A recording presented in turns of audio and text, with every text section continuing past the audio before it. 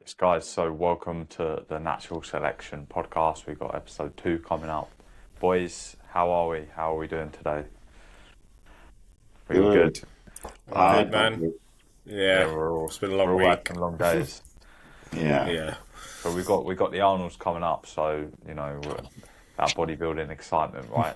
I can't wait. So The first show of the year I'm going to. I genuinely can't wait to see Wesley and yeah, I'm already like on stage, man. It's gonna be they're they're, exciting. they're all they're all good to go as well now, innit? Like they're all weighed Yeah, in, they're all checked in, yeah. and now they load up, right? Now That's Did dance. they? they Time to fill up. Because they dance. had some of the guys miss weight, didn't they? At the American Arnold.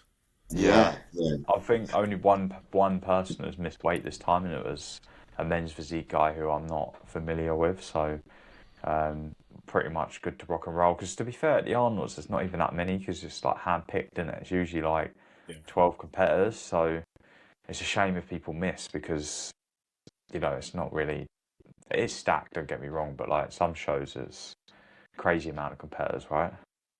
We give a big shout out to Josh Ortiz as well. The Oh only yeah, natural mad. guy doing mentally. Oh, right, yeah. My I respect, don't think he man. gets talked about enough, mate. I think he's probably Nah, the he needs craziest this. natural I've ever seen in my life. He needs his flowers, man, because that guy is incredible, man.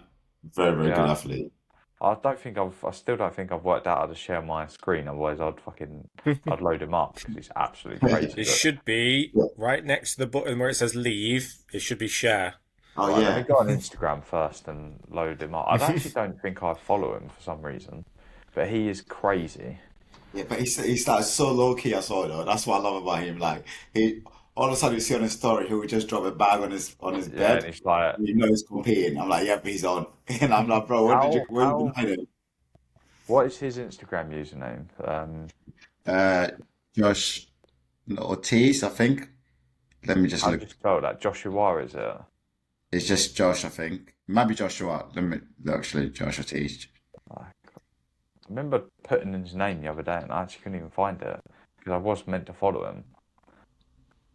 I got on your Yeah, followers. it didn't even come up. So maybe it's Joshua. I remember looking at him like years ago, and I remember saving it as um, Joshua, but I couldn't even find him. I've looked for him a few times, No and I couldn't even teams, find him. no days off. I think is his Instagram or his is that his company? No days But off. Go on no days off, and then I'll go from there. Boom. we're all just trying to find him. Yeah, I Yeah. wonder if I, literally. I wonder if I go on the Arnold's page. This guy is I, so good I that found it. It's yeah, it's uh, basically it is Josh Ortiz. It's not Ortiz. That's why Josh Ortiz. so So it's Josh, then Atease. that's what I thought. Oh right, I got him, I got You got him, yeah? him. Yeah, Okay. Yeah, I've seen this guy before. Incredible, man. He's such an incredible guy. But yeah, United boys, make sure you support him, man. Everyone go and support him because he's incredible. right. You guys can see Look this at now, that, yeah. bro. Look at that. The guy was literally training legs like 2 days ago. I'm like, dude, you're Mate, competing. Like, that is. I don't think this does him actually justice either. nah, no, Like in that's like for person, what, he's 2023? absolutely outrageous. Look at his arms, man. That's crazy. It's just not fair, is it? Come on. It's And look just not how fair, look man. at the man looks fucking fresh and all. Yeah, it's wild. I think Chris Absolutely has got wild. this is crush. His man crush. It might be. Right, now I've got to am I back? I'm not back. I'm still getting used to this. Apologies guys. Right, That's it. stop There you sharing. go. There we go. Right, let's get stuck in. So, boys, I want to obviously in the last bit of episode we spoke about a little bit to do with food and talking about like macros and stuff like that. Today, I want to talk a little bit about on training as well. Like, obviously, you two are WMBF pros. To get to those high level competitions or even further. We all know you can't really have weak points, or if you have got weak points, it's something that you've got to build. So I want you both just to go through your training splits and why you might have your training split a certain way, and if there's any kind of like mythology behind it, what your weak points are and how that looks. So, Deej, do you want to get started on that? Yeah, so for me, my split at the moment is push pull legs, day off, push pull. So last year I wasn't expecting to be winning my pro card, if I'm being 100% honest. Um, because personally I felt I still had kind of like a long way to go. But what happened. Went to Worlds, ended up doing the pro show then on the Sunday, and then the big thing, because I paid for the media package so I could send the actual videos from the pro show to my coach. And I think the big thing we saw was I've always been lower body dominant. I think that's just because I come from a sporting background, like I was a rugby player. So like a lot of my weight training was based around like speed and power. So I've always had like even when I first started competing, I've always had one of the biggest sets of legs, like in whatever weight category that I've kind of been on. Even with guys that are 3, 4, 5 kilos heavier than me, my legs were always bigger. Yeah, So I've had to work really hard to bring my upper body up to like match my legs, and I feel like I'm in a good position now where things are a lot more balanced and a lot more even. But it's still then when you kind of step up onto that pro stage, it highlights like the gaps. yeah, So like for me, a big thing that I need to bring up in this off season is quads, and then just my upper body like all over. So more delts, more back thickness, and then obviously more chest. So it's a case of we're gonna run this program. I think I'm due to do a mini cut in probably May. So I'll ping pong between like 70 and 75 kilos in the off season. I'm sat at 75 at the moment, but with where life is right now, like my head and like my work schedule is not conducive to running a dieting phase at the moment. So I yeah, could, in theory, do a mini cut now, but yeah, we've said no. Let's put a pin in it. Let's kind of like hold here for 3 or 4 weeks, and then I'll probably start a mini cut in like May, depending on how long that goes for, and then go into another like building phase once I kind of pulled that fat off. But we'll reassess training once I pull the fat off to see what improvements I've made. yeah. So I think two things that I wanted to bring up there just to try give some value to the listener. So one, like, you're talking about so you're basically hitting push and pull twice a week, right, and then legs once, which matches your goal of just mainly needing more upper body, right? So that Yeah. frequency there should be higher, and then also I think sometimes, like you just said there, sometimes when you have body fat, it actually hides what muscle you actually have to some degree. So like, I don't know about you guys, but in my chest isn't great at all, but in the off season, where I get a bit softer, like you don't see like the sharpness in the lines, and I always think it's even worse in the off season. And when I get lean and the lines come through, I'm like, oh, actually, my chest doesn't suck that much. So sometimes, like the off season can almost lie to you a little bit. Do you know what I mean? Like depending on where you hold your fat most and stuff like that. And I think sometimes, once you get lean, that's when you can truly see, what muscle you do and don't have as well. I Yeah. think that's a really so one big thing that I'll do with a lot of clients, whether they are beginners or intermediates, 9 times out of 10, the first thing you're going to want to do is pull off some body Yeah, fat I agree. to I kind agree. of see what their frame's like. If somebody comes to you and they're really lean, number one, they probably Okay. wouldn't be inquiring with a coach.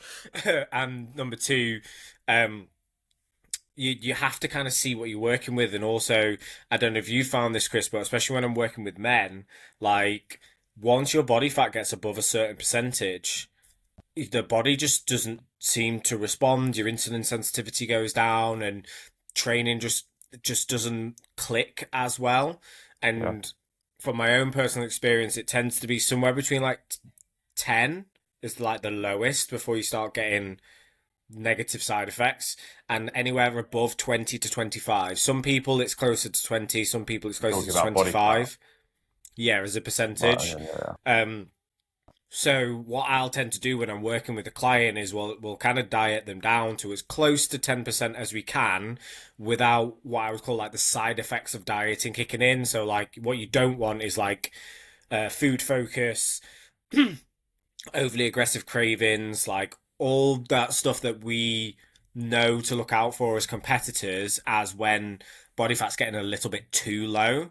Yeah, And then, okay, right, you're sat at say 10% body fat, you're currently 70 kilos. So I know I've got like 7, 8 kilos kind of like above that to kind of play with, in which case we yeah, might ping pong between the two.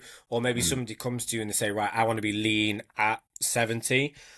Sometimes you get them down to 70 and they've still got a little bit too much body fat. So you're going to yeah, explain to them, like, right, we're going to pull you down below 70 to give you that space to be able to grow. So we might go right down to 65, but now we've got up to 75 to play with, and we might have to ping pong between those a few times to build the muscle in the right places to give you that shape till eventually we're happy with the shape. You want to hold it around 70 kilos. That's where you feel comfortable. But this is what your body fat percentage is going to be now when we're at 70. And suddenly, oh, okay, I'm happy here. I'm happy with this weight and I can maintain here a lot better. yeah. I think it's a really good point that um, like if you actually want a productive long like improvement phase off season phase, you have to get to a good set point first because otherwise you're just running out of room straight away. Like you know, if you've already got too much body fat, it's just going to get messy and it just means the next diet is even harder. So not always, but like 9 times out of 10 for most people, it's just best to get lean, get to a good start point, get to a point where you can gain 6, 7, 8 kilos, over 6 months, over whatever, um, and still finish in like a reasonable composition. And then each time you like come back down and go back up, it just gets better, if that makes sense. Like it gets easier, you get more efficient. Like, I'm sure you boys notice it as well. Like not always the case, but every off season that I've done for the last few years, I actually end up getting lighter, like in a similar time frame.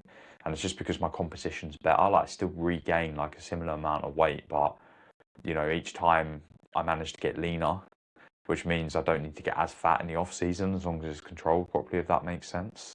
And I think the Yeah. more you keep doing that, the better and better shape you stay in the off season. Like a lot of people ask, like how are you staying in good nick in the off season? Well, if I'm lean at 77 kilos and I gain 10 kilos, like that's still a reasonable composition. But if I'm already a bit chunky at like 85 and then gain 10 kilos and I'm 95, that's not anymore. And you've got to like earn the right to almost get there. And that is when, just been doing it for years and years is when you kind of get that point of being able to kind of be leanish in the off season. Not like super lean, but like a decent look. Do you know what I mean? Yeah, I Yeah. think a lot of people like kind of take for granted the fact that it's not just a straight and narrow road when you're No, building your no. physique. It's always I've going to be had some like, ugly off seasons, trust me. yeah, yeah. Like you have to almost like it's not like you're going to just constantly be going up like that or dropping weight like that. It's always going to Yeah, be up and down yeah, all the way through. And until you find the right balance, that's when you start to build on. So it just takes time, and people yeah, just got to be patient with it. yeah. Well, take us through your training at the moment, Patrick. What's I what mean, what's the so mine is pretty much kind of similar in terms of where areas which we really try and focus on, which is obviously the upper body for me, mainly my delts and arms.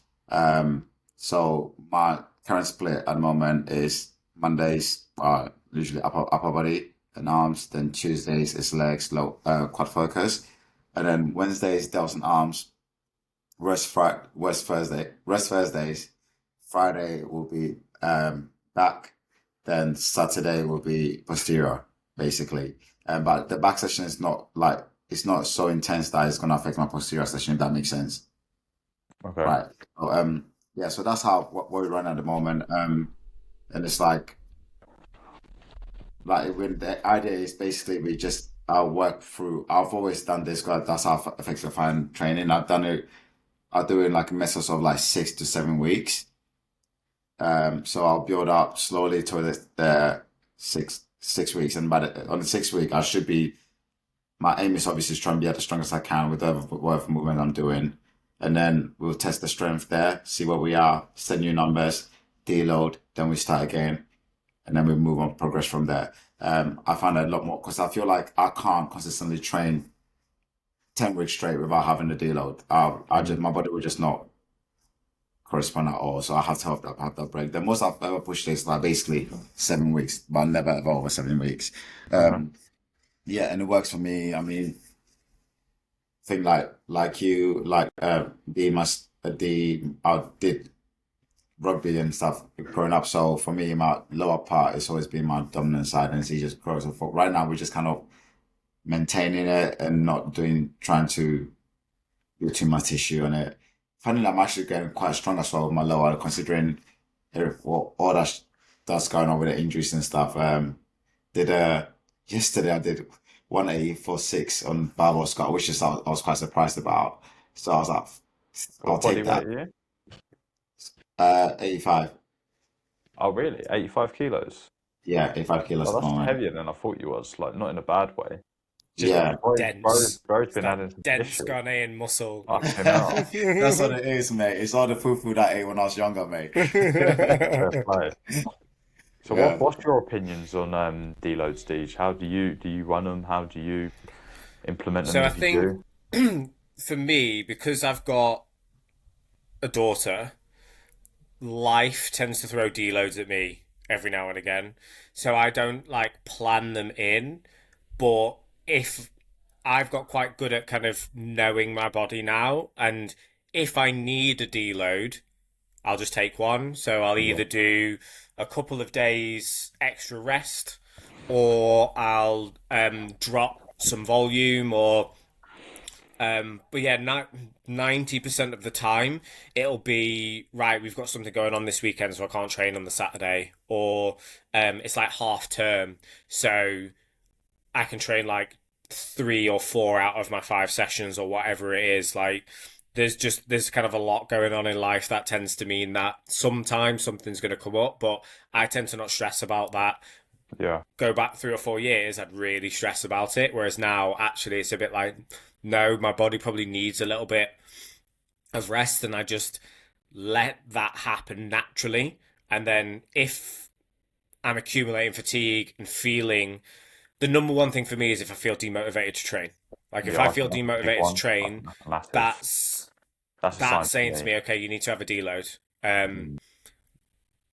I struggle to take a complete week off training. Like it feels Yeah. so weird to me to not train like at all. So most of the time, if I'm deloading, I'll just either like decrease the load or decrease the volume. So I'll drop a set off, or I'd probably stick to a weight that I would normally do for kind of like a warm up set, and then leave 3 to 5 reps in reserve rather than going to like 1 or 2.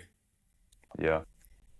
Yeah, I think there's obviously a few different ways that you can deload, and I think some of it can be good just on preference. Like some people just want to forget the gym for half a week if you're fully battered. Some people don't want to get out of the gym, and in that case, you can look at just reducing, the load, whether that's through a little bit of intensity or whether that's dropping sets.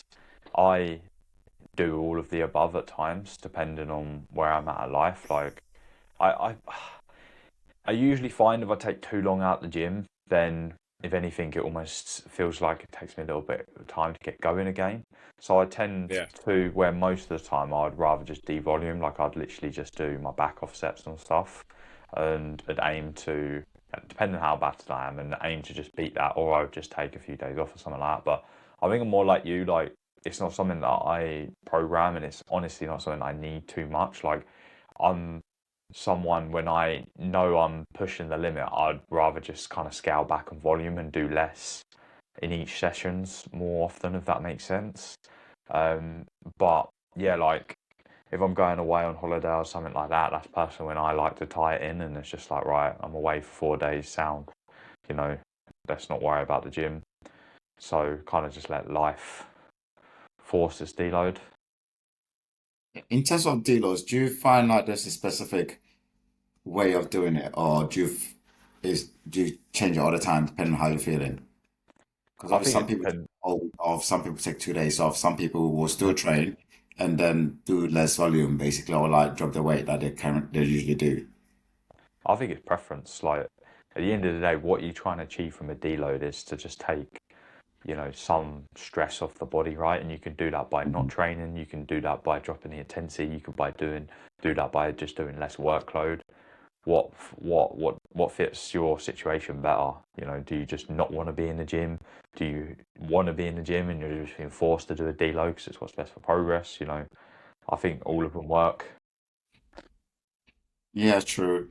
I think I've been through all of them where like I think the worst one is therefore being in the gym and being forced to do a deload session because and you see everyone else like doing, especially with training partners are still training a normal full intensity and you're just like, I'll just go do one set. I'm only allowed to do one set. It's like I think that's got to be the worst one of them for me. But obviously sometimes it's needed, so I do understand the reason for it.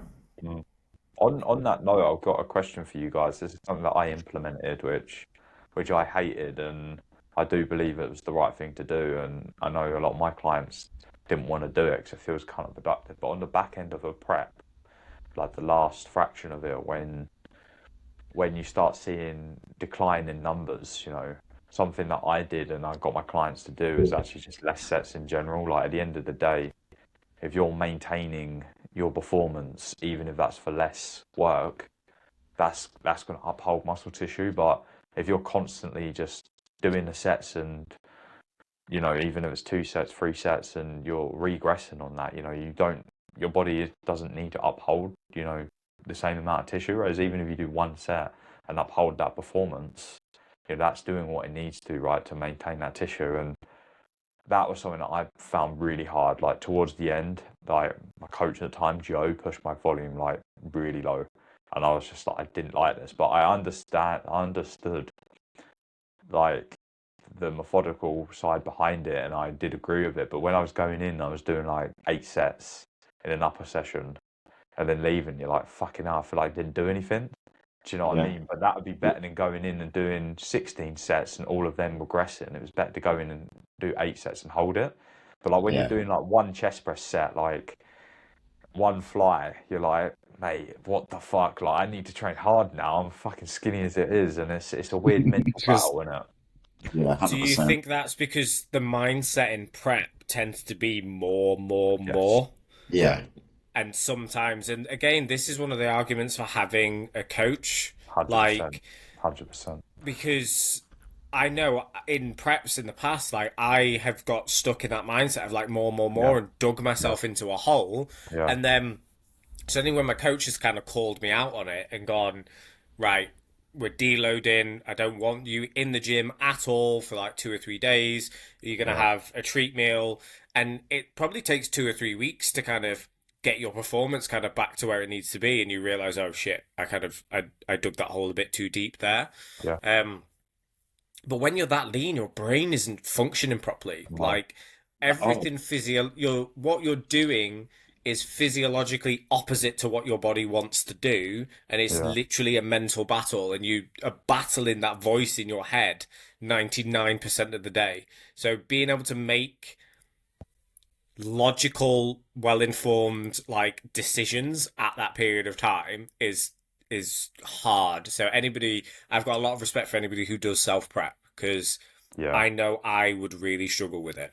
yeah, I'm the same. Like, I think it's just when you've got competitive nature, you just think, oh, but what if this person's doing more than me? That's why you always want to dig more, and you end up finding yourself in a hole. So, I think like last prep, I pretty much ran most of the prep for myself until I was about eight weeks out, and I said to Henry, hey, listen, I think my job is done now. Take over, just because I found once I got to that point, it's only gonna go downhill because I'm just yeah. gonna keep on digging, digging. You do get So bad brain, like yeah, hundred you look at percent. a photo and you think, fuck, like I'm cooked, mate, like I'm behind, I look like shit. And then like a few hours later, you're like, fucking hell, I look sick. Yeah, And you're like, mate, my brain's actually frazzled. Like in yeah. the moment, you're like disappointed, and genuinely hours later, you're like, damn, it's crazy. It's crazy. But think up to this day, there's not been a single check-in like picture I've taken where I've taken a moment and be like, oh, I'm happy with this. I was like, oh, dude, this is awful. And then it takes like a few weeks later and and it then you pops up appreciate like, it. Wait, actually, I look quite good there. Do you know what I mean? Yeah, Like on yeah. a day, it never ever looks good I ever. got that post prep so bad, like it'd be like a month post show and you like feel fucking so shit with the way you're looking. And then it'd be Yeah, like another month and you look back and fucking hell, I was looking alright actually. And like now I look like shit. And then a month later thinking, fucking hell, I was still looking alright 8 weeks post show. And it yeah, just keeps yeah, you going, don't literally. it? It's Oh funny. mate. But yeah, with the training thing, I think like you guys said, it is definitely really hard to self prep and have that kind of control to not do too much. I think a lot of people will almost want to do too much. But I think a good way of looking at it is just like, although you can do more now, like more quite often can just result in less like next week, and then that's a slippery slope. Like, yes, I can do 20 sets in a session. Like, I could do that. Like, I could physically do that, but it's not what you can physically do. It's about looking at the actual data of what's productive. Do you know what I mean? If 3 sets now means 3 bad sets next week, then that's not productive, you know. One Right. set now, if I can progress 1 set next week is better. So yeah, it's just one of them. One of them. Right, you boys, questions. Let's get into it. Patrick, I know you had a few. Do you want to start off with yours? Like, yeah, honestly, like I'm genuinely surprised 'cause whenever I do any of the question box, I never get any response. So I've got like four or five. You know what? We actually had some really positive feedback from a few people as well. So thank you everyone for who has tuned in and who enjoyed the first episode. And please continue to get involved and ask anything from any of us. It's massively appreciated. And obviously hit the subscribe button, mate. Come on, all of them. Yeah, massive. Right. People, So He's not got his influence ahead on yet. I know, right? you know, to be fair, I'm so bad with that. Like, I watch someone's YouTube and stuff, and then I'm just not subscribed. And then they say at one point, I'm like, fucking hell, I've been watching this guy for a year and I still ain't subscribed. It's so bad, isn't it? You just So if you're keep constantly listening, click that doing and subscribe never button. actually hit the subscribe button. It's so bad. But yeah, I've got quite a few. The first one I've got is what is your go-to squat pattern movement? Because that's for all of us. Is this what I'm running right now, or what I'd like to do if I had the What, equipment yeah, what is your available? favorite, like overall? I guess like because I run different ones as well as like throughout the season. Um, so yeah, what right? If you had to pick one, like let's say you have to do one squat pattern movement for the rest of your life, what would you go to Hack and why? squat. Hack squat. When I squat, I really struggle to feel it in my quads. Um, I've tried every foot placement under the sun with a barbell back squat, heels up. Literally, my heels can be touching and I can squat, and I still don't feel it in my quads. I feel it in my hamstrings and my glutes. The hack Okay. squat is the only thing where I can get it to actually target my quads because it's stable. I can experiment with different foot positions and I can find the position where it actually hits my quads. Unfortunately, the gym I'm in at the moment doesn't have a hack squat, so I'm having to use a safety bar squat with my heels elevated, and that seems to be doing it at the moment. What are you, Chris? Um, so for me personally, I'm a hack squat kind of guy. Um, love a hack squat. Always got on with it. You know, I've got pretty short femurs. I'm pretty much built for squatting. Um, for most people, though, I actually think most people will get more out of a pendulum squat most of the time, just because even with a hack, it's easier to turn that into a little bit more like through the hips, and even some people like with the way they do it, um, with their kind of bum coming off and almost getting like a little bit of hip extension. I, yeah, I think hack squats are good if you can do it properly, but I think pendulum's a safe bet for people. If you get on a pendulum, the amount of knee flexion you're getting on one of them things, regardless of how you do it, is going to be a lot. But for me personally, I like a hack. I feel like I'm built for a hack. Great.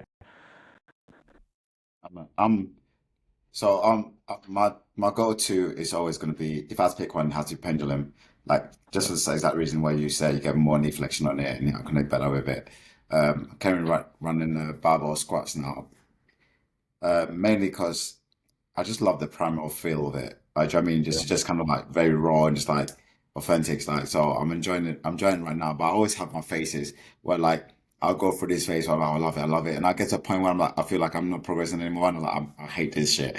I don't do this again, and I end up moving to another movement. But like for me, it has to be. If I have to pick one, it has to be pendulum squat. I think the squat is such a just like a barbell squat, just such a fucking animal of an exercise, right? Bro, Like you just look it's like the just so man. much aura about it, innit? Like when you do it and you actually finish the set, you just think, fuck yeah, this is good. Like, do you know what I mean? It's like feels so Yeah. The rewarding. everyone could remember the first time Mm. they squatted like 3 plates aside. Yeah, Like they know where they were the first time they ever do it. It's like the same thing for like the first time you bench 2 plates. Like yeah, it's one of yeah, those rite of passage lifts that I think everybody goes through. yeah. Have you noticed that as well? Because I was having a conversation with my training partner yesterday, how like I feel like when we started bodybuilding, like doing 2 plates on bench was like the goat, like was like incredible. Like everyone was chasing that, and now it seems to be like 3 plates is like the max. You have to be hitting 3 plates to be even like looked at now. I'm just like, bro, we were not strong at all because back then the goal was just to get like 2 plates, and now I'm seeing people doing like 3 plates like it's nothing. It's crazy, Fitness industry is moving forward quick enough. proper mate. Right, so and the next question on the list is who is your favorite bodybuilder? Current. Karen, yeah. I guess Karen, yeah. Let's just go for Karen and past, I guess. We going any bodybuilder, classic, open. Yeah, any bodybuilder. Go on, I'll let you start, Patrick. Oh, mate, don't make me do that. Right, Go the okay. opposite order this time. So I think currently I would have to go for Mamoli. Yeah. Um, it's just his structure is just beautiful, man. It's just like everything is just very, very well presented, and his the stage presence as well just makes him put him right at the top for me. Yeah. And if we're talking about uh past, I think Lee Priest probably just because of who he is, and just like the fact that he gives zero fucks about what anyone thinks and just does what he wants, really. And it's just like, yeah, you gotta respect the guy, man. Gotta respect Did you see him. that podcast they did the other day where he was like, any man doing glute bridges needs to take his tampon out or something like that? Because he was I basically wrote, saying like, why is everybody obsessed with striated glutes nowadays? We didn't yeah. care about that shit. Any guy that's doing hip thrusts in the gym needs to take his tampon out. I was Lee like, Priest is a oh, only fucking you can legend. get away with Bro, saying that. when I heard that, I was like, I was in my set, I was thinking, fuck's sake, man, I've been doing here for us now. Yeah, you I know. can be listening. Uh, Generally, My eyeballs burning me.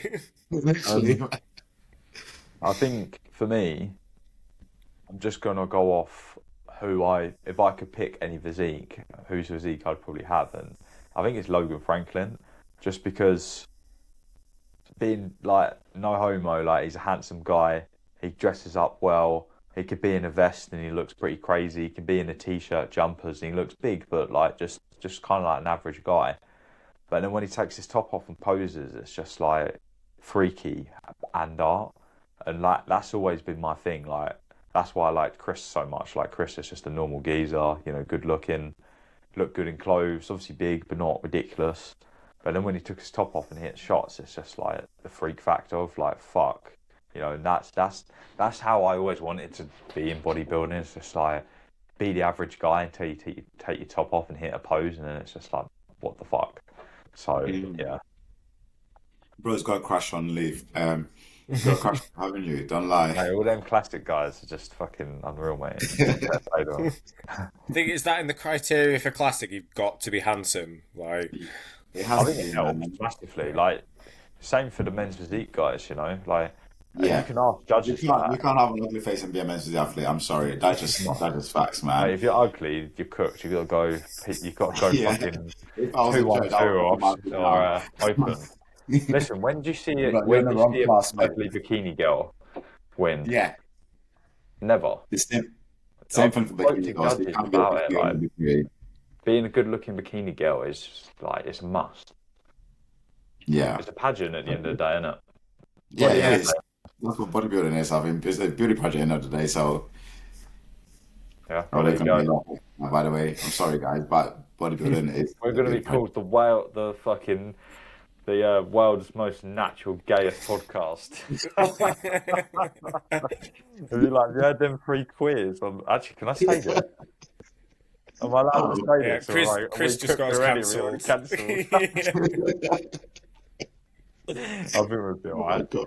Yeah, find out. Well, out of all the sports out there, we choose to go on stage with a tan and a tiny pair of pants and flex. Like, it's pretty So gay. gay. Like, Yeah, it's So pretty good. gay. Let's be honest, bodybuilding is it's very not as gay. gay as BJJ though. At least we No, don't cuddle. 100%. No one's doing that. Like, No one is doing that. Who's gonna lie on the floor with the legs? I've been back up. I'm ready taking him.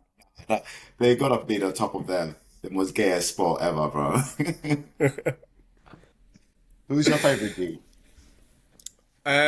so for me, it's probably Samson. So I remember going to the first ever pro show I ever went to watch was the Mm. Arnold's Yeah, like I was 3, maybe 4 years ago. And Nathan the Asher. watching Samson on stage, like, yeah, it was the one where he was against Nathan De Asher. Like seeing those guys like live and in the flesh, like Mad. I would highly recommend to anybody who's watching this, if you're interested in bodybuilding, like go and watch a live show. And Yeah. if you get the chance to go and watch the pros, like you see that there is levels to this game. But I'm sure you guys listen to the Real Bodybuilding podcast as well. So when Samson was with Hostile, he was on that podcast quite a lot, and just he always came across as a really genuine and Yeah. humble guy. Like he was competing as a pro and still working like 50, 60 hours a week, like building like solar panels, and then got signed with Hostile, and 3 years later he was in the top three at the Olympia. So for me, I liked the fact that he stayed with Hostile for like what, 5, 6 years. I'm sure when he won the Olympia, he would have got better Oh, offers, for sure. For sure. but he Same. stayed with them and he was loyal. And Yeah. then when they did part ways, he did it in a very, he was open and honest with it and did it in a classy Yeah. way. And Hostile seems to be moving away from having a big roster of athletes, but at the end Yeah. of the day, he's got a lot of stock. And I think, is he gone to My Protein now? Yeah. Yeah, yeah. So it's not like he's like hopped to another company that's a big bodybuilding company.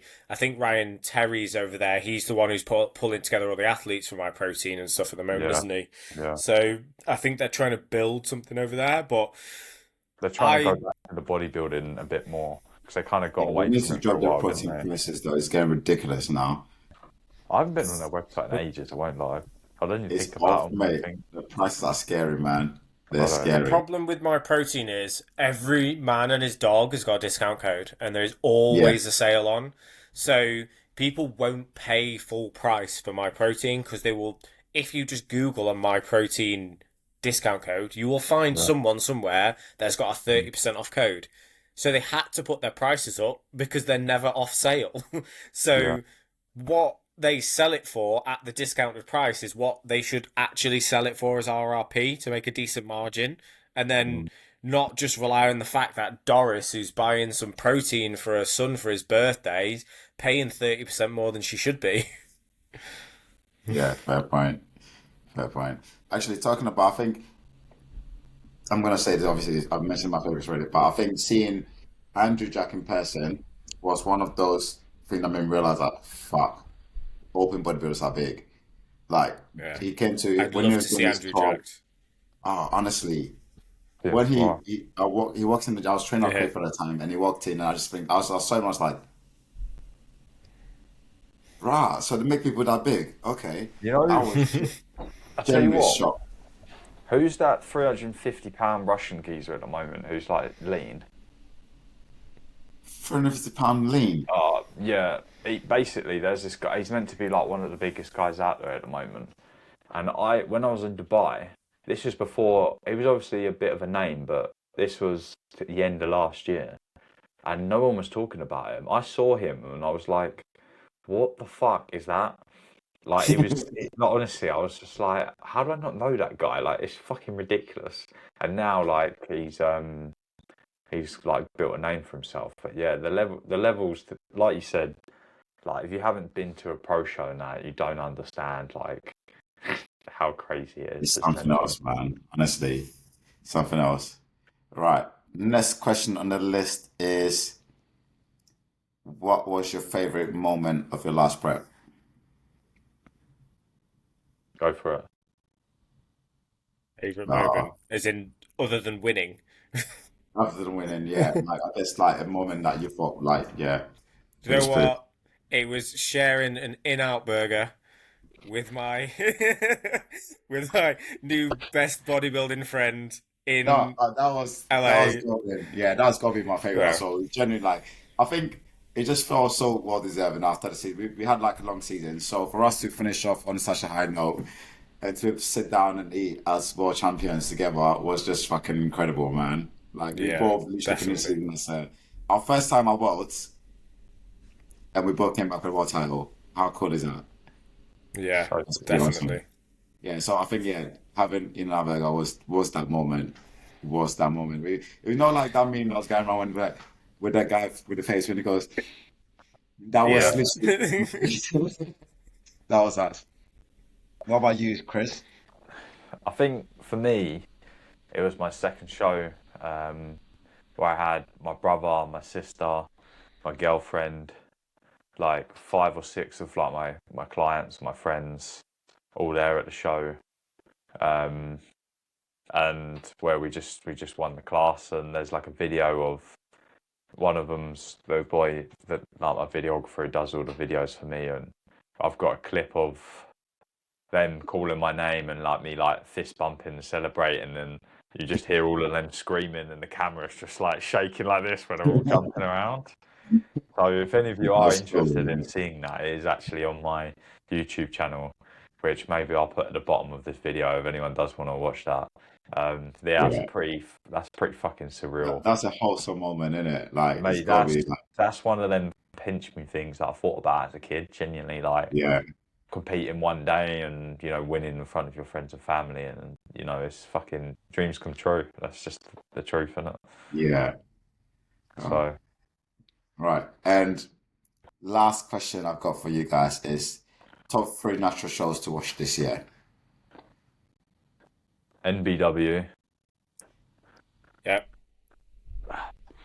Supernaturals, I think has to be there. Supernaturals, and Oh, I think my I connection's just I gone. personally I'll probably put PCA finals over Yeah. UK DFBO if I have to put three. Yeah, see, the only so I feel like PCA finals is going to be very good to watch. Like, don't get me wrong. I just hope that they don't do what they did last year by just rushing everyone off stage, and they Right. give athletes the actually chance on stage to really like test them. Do you know what I mean? I guess that it's like You a think big they did that federation last supposed to year really then? go through. Last year just felt like it was not on stage not long enough at all. It was just like on and Really? off, and you spend the whole season just for this moment. It's like you're on stage for like what felt like 4 minutes, really. Mm. I don't know. We lost him. Yeah, we lost them. You know what? It's funny. I think PTA were some of the best run ones, but obviously we all have our own experience, don't we? I say Yeah. that to be fair. In that one that um Back. in my second ever show, they lost my music and they lost one of the other guys' music. I ended up coming second actually, and I was just so chill about it. To be fair, I managed to quickly get it off my phone and like airdrop it to them or email Yeah. it to them or something like that again, and the other guy's music. But like it was just a bit of a like there and then like I lost my music, but we managed to. Don't get me wrong. Like I think that for the shows are well run, like very very well Yeah, run. It just I feel like when it comes to finals and stuff like that, I feel like it's the end of season. You need to give people more time on stage. That's what I yeah. feel like it should be done. I think that's the only thing that I wish they would have done better. Okay. So just Like it's with gonna be a great show. finals, just give Yeah, people that like extra time. prelims, that's fine, but finals, like make people work for the title. Do you know what I mean? Like let them work You mean in the rounds, like in the comparison? rounds. Yeah, yeah, yeah, Okay, yeah, I understand that. Yeah, compared yeah. to other Because at the shows, end of the day, it's the they do finals. get You through it. can't just They go on don't stage fuck for a night about. and just yeah, exactly, Yeah. exactly. He's back. Deej, what Right, would you yeah, my say? Would you internet dropped agree out with for a us? minute. I only heard MBW. So I said NBW, WNBF, and I personally would put PCA finals next Yeah. Yeah, for yeah, me. I'll definitely be going to the Supernaturals this year. But I Yeah, probably I want to go and watch a PCA show for sure because I'm yeah, umming and ahhing about whether I want to compete with them the next time that I compete. So I think going and watching one would probably be a good place to start. yeah. I went to Sure. quite a few last year. I went to I went to three of all the of them. shows. I missed one of them, I Oh, think. oh, you went to one of them. All the natural ones, anyway. I Oh, missed one natural one. oh, right. Yeah, and they were all quite good, didn't it? Like every single one I saw online or went to was Yeah, quite good. yeah, Like in terms of talent, pool was very good. yeah. Um, and I was just saying before you went off was that I just feel like for the finals, when it comes to comparison, pose like stage presentation Time. and posing, we just need I think they should give the athletes more time on stage and actually let them earn the title rather than just like going through one round and just moving people. Do you know what I mean? Yeah, That's the only thing I would say they could have improved on. But apart from that, it was very, very good. Yeah. Deej, did you have any that's one thing questions? that Oh, sorry. no Go on. nobody popped up in my box. No. But I was saying I quite liked with the WNBF, they seem to give you a decent amount of time on stage at both Yeah, the British show and obviously the Worlds. At the Worlds, we got worked hard. yeah, That was yeah. almost a little bit too far the other way, but A bit too we did fun, have yeah. what, 12? Most of the classes had somewhere between like 10 and 15 athletes on stage, and I feel like every single athlete got a proper look in. Yeah, Whereas I've been to shows where there was 15 athletes, but it was almost like, right, you went out, if you weren't in the top like one or two, even in the numbers ones, I don't feel like that you got a fair comparison because it was like, right, they've decided the top five, everybody else they don't care about. Whereas, I'm not being funny, you've paid to be at that show, like you should still get a fair kind of like look in. yeah, yeah. I agree with you. Right. I will get on to some questions. So I'm gonna start off with a jokey one. How many kilos of veg is consumed by the average bodybuilder in a year? And that is from Josh R. Yeah, In In a a year. year, Shout out to Josh. I'm not Yeah. gonna lie. Yeah, off season, my veg intake is very poor. I should do better. Like I really should do better. But Hearing this, like, Henry. huh? I said it's Henry hearing this, hearing this. Henry. I'm sorry, Henry. I'm trying to just That's get my what calf. greens powders were invented for, mate. Honestly, I'm bad. Like I feel like all my meals, like I can't say it because I'm gonna get in trouble with Henry. So yeah, so, just so that I don't eat enough in the off season.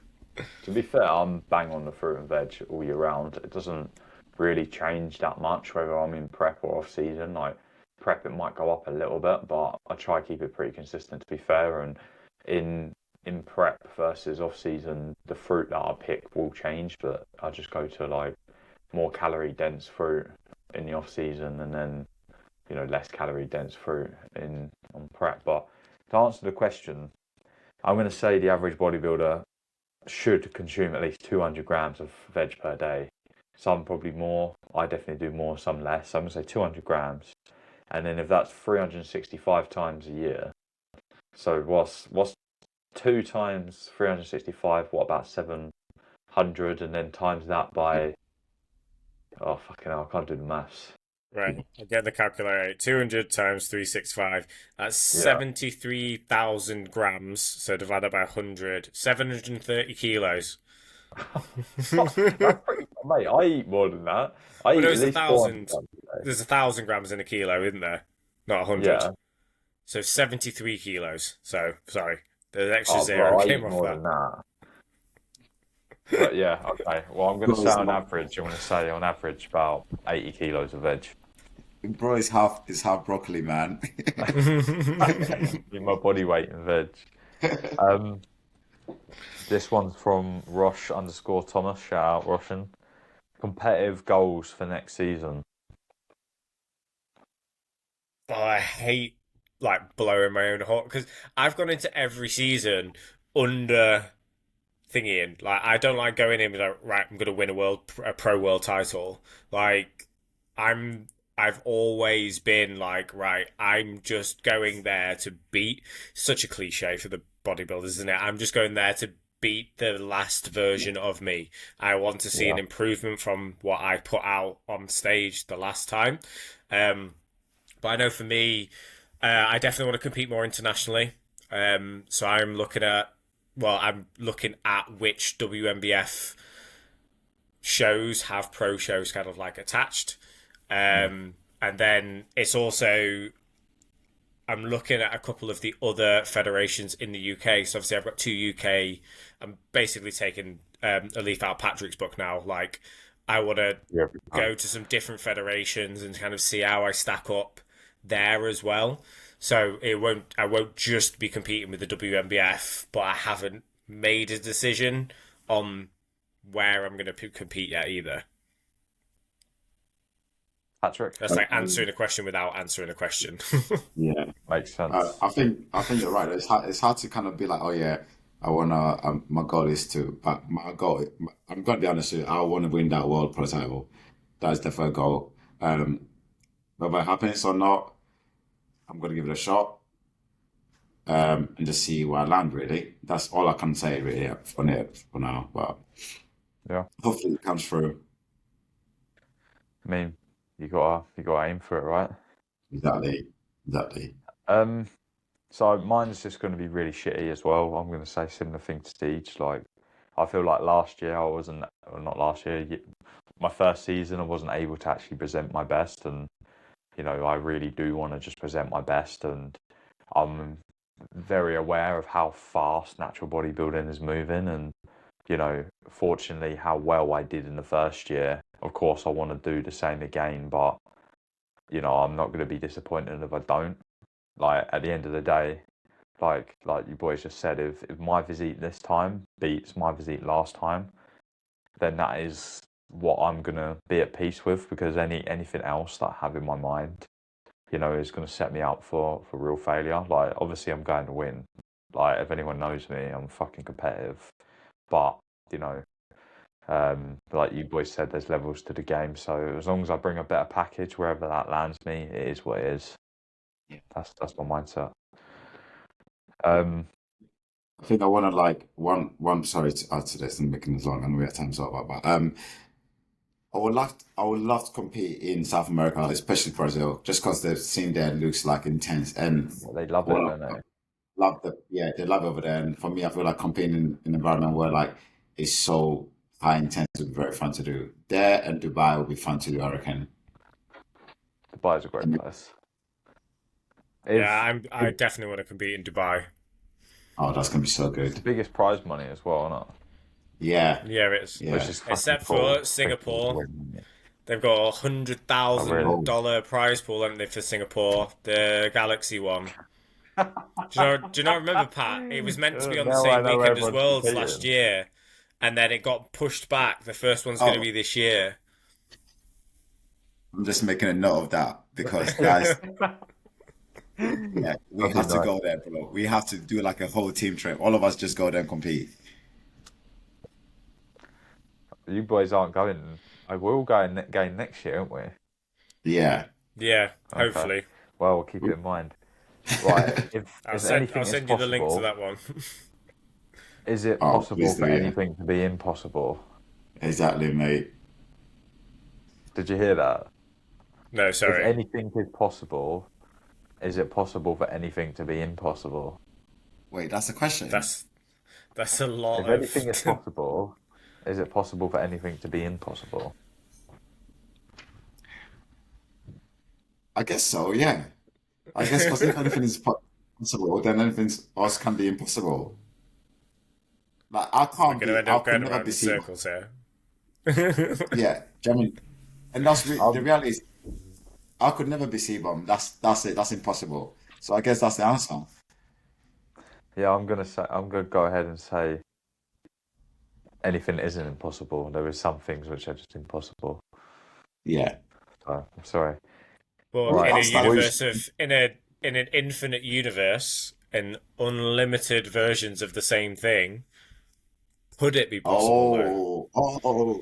Not the You're Very fourth, going much. for not the Very. Marvel's multiverse level theory. reference. There we go. I'm just being Yeah, contrarian yeah, now. yeah. I guess in that case, then everything is possible. Then, Just might There we not go. There's necessarily be here. yeah, enough. good point. Whoop versus Aura, benefits of having either. Have you guys used any of it? I've used No. Whoop. I've also been sent a Hume recently. They've sent me one of these to test out. Say, I think it's a Chinese knockoff version of Whoop. Okay. I've not tried the Aura, but I've got a client that's got an Aura. To be honest, I think they're all pretty much the same thing.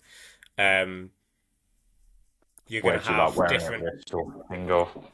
Yeah, do you get on better with a wrist strap or a finger? Like it's essentially going to be tracking the important bits is it's going to track your sleep. Um, and then I think does Whoop do like heart rate variability and stuff like that now? So Yeah. it depends on how data driven you are. If you like data and you like looking at this stuff, but also reading about what that data can tell you, because it these things they give you way more data than the average person would ever need. And it's if you like data and you like looking into stuff and you like optimizing stuff, then yes, it can be a useful tool, but it can also be information overload and you start trying to optimize XYZ, which isn't the big thing that's going to move the needle because you start getting Yeah. lost in the weeds. So I would always say make sure you get the big pillars in place first before looking at something like a Whoop or like an Aura and I think the big thing that it's going to tell you is your sleep. Like as naturals, like the most important thing for your testosterone levels is sleep. Like all these over-the-counter testosterone boosters, they're all bullshit. Like you would do way better from getting an extra hour of sleep most nights. If you're not getting your 7 to 9 hours of good quality sleep, like that's the number one thing that you can fix. Sorry, my dog's just decided she's going Yeah. to come and say hello. You're going to say hi to everyone. Someone. Say hi. Right, yo. Oh, Still right, go on. blurry for me, Now, but I'm sure it's down you go. out. So someone who's used Whoop for like nearly a year now, I did try Aura for a little bit as well. I think I agree. It's basically the same thing for most people in most instances. What you prefer wearing, so on. I think Whoop is a great tool to utilize, and only a tool to utilize. Like if you on there, it gives you like coaching feedback. All of that's just a load of shit. Like it will tell you to rest half the time, this and that, whatever. Um, but it does give you value in telling you whether you're doing something productive or not. So, for example, like if you implement a good bedtime habit and you see a positive trend in your sleep, you know that's working. And I've had that with lots of different things, like using a sauna recently, actually. A few hours before bed, all my sleep scores and stuff have skyrocketed, and I feel the difference as well. So it's understanding things like that, like use blue light glasses, see if it makes a difference. Read before bed, see if it makes a difference. So it gives you those tools, and it does pick up like a lot of the time when I wake up feeling battered and I check my Whoop, it all does align, so it's good. But you have to take it all with a pinch of salt. You can't just listen to it blindly. But there is some other good things as well. Like sometimes if I get random bad Whoop data and I feel fine, I know sickness is coming. It happens all the time. The next day it hits. So it allows me to get ahead sometimes of going like, okay, something's wrong there. And then I'll rest that day and I feel it a little bit the next day. And I'm like, fucking hell, if I didn't rest today, then maybe I would have been fucked tomorrow. So like, there definitely is value in it. Um, I'd say, yeah, if you actually use the data and you're going to do stuff to make positive changes, it can give you another line of force to see whether that's working. But just having it for the sake of it without wanting to make positive changes is not really worth it. Can't say I've used any of them personally, but if I was to get one, it'd probably be the Aura is the ring one because I feel like I'm not a big fan of wearing watches. Like, and I just won't feel comfortable going to bed with a watch on. So I'll probably like a Aura ring will probably be something more suited to me, I reckon. But I'll probably try and grab something to look into it because I feel like it'll give me a lot of help, especially during prep, with Yeah. to kind of track my sleep and make sure I'm in a better position for that. I must say, I wouldn't want to go back now. Now I just have it. Like, I'd feel like I'm missing something. Like, it's not needed, but it's like that thing in the morning. Like, I wake up and I'm like, I feel fucking good. And then you look at your Whoop and it tells you it's good. It's like, yeah. And then sometimes you wake up and you feel a bit fucked and you're like, something's not right. And then it shows you that in your data. You're like, okay, like, I am in tune with my body, if you know what I mean, for me. Yeah, Right, we're yeah. getting on. So we're going to finish the last question, which was from James Linford. What's the difference between a good athlete and a great one? To finish the episode, lads. A great athlete is someone that has an open mind about learning and like doesn't. I think great athlete is just someone that basically think they know it all. They're willing to open your mind, listen to what people are going to say. That always makes a great athlete. Yeah, I think for me personally, the difference between a good athlete and a great athlete is that a great athlete is an ambassador for the sport and can help set the precedent in terms of how you carry yourself and be somebody that can attract new people in, either through their personality or kind of like what they're doing outside as well as inside the sport.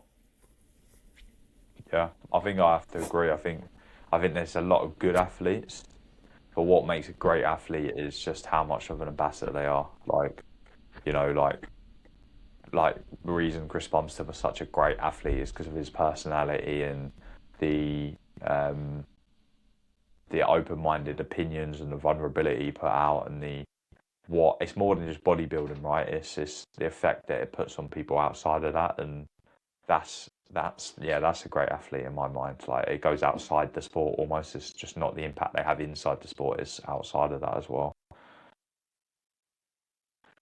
Lads, thank you again. I think that's the longest one yet. Episode Yeah. 2 was a success. Anything to add before we wrap up? Uh, Any of the just listeners like don't. to add some questions to my box next time so I don't feel left out? Yeah, guys. Come on. No. Yeah, right, I'm like, boys. Thank you I never again. get it when I put him up, so I was quite surprised I got some today. I was like, oh, okay, fair enough.